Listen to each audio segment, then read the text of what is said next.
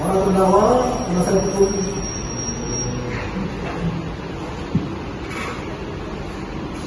hukum sudah ada di persidangan SE di Kantor Pak Polisi siapa ya? Identitasnya yang tadi sudah saya periksa. Selanjutnya Sandra Nugraha SE alias Caca bin Sarjani Zainuddin, betul? Lahir dari Palembang, FP 1/05/2021 dan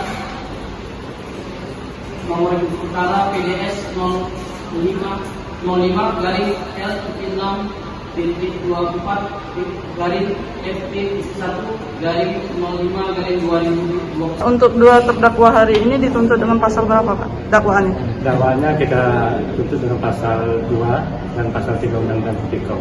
Dengan ancaman hukuman berapa itu? Ancaman hukuman kalau 2 hukum mati. Nah ini 15 tahun.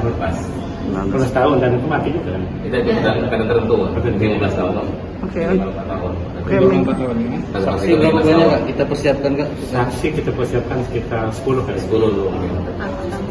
Termasuk ahli ya? Ahli belum. Oke. Apa benar Kak? Itu kemarin uang kerugian negaranya sudah dikembalikan ya? Sudah dikembalikan 1%. Oke. Untuk moderandinya sendiri gimana Kak? Modusnya? Modus operandi masalah volume ya. Saya belum terpasang. Berarti pengurangan volume ya? Tidak sesuai dengan yang dikontrak ya? Ya. Terkait dakwaan terhadap klien kita, kedua klien kita gimana Kak tanggapannya?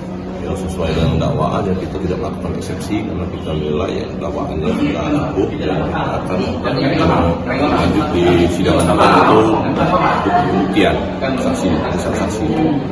Alasan kita tidak mengajukan eksepsi Kak? Karena kita menilai dari isi dakwaan memang tidak ada yang perlu kita eksepsi. Oke. Itu yang alasan. Dari sudah mengembalikan kerugian negara. Ya, semua kerugian negara sudah total kita kembalikan. total kerugian Dengan negara ini, 4 tahap pembalian. nilai kerugian yang dikembalikan berapa Kak totalnya Kak? 93,9 itu yang dikembalikan. Oke. Menggunakan saksi ya? Ya, saksi pembebasan. Siap Kak, makasih Kak.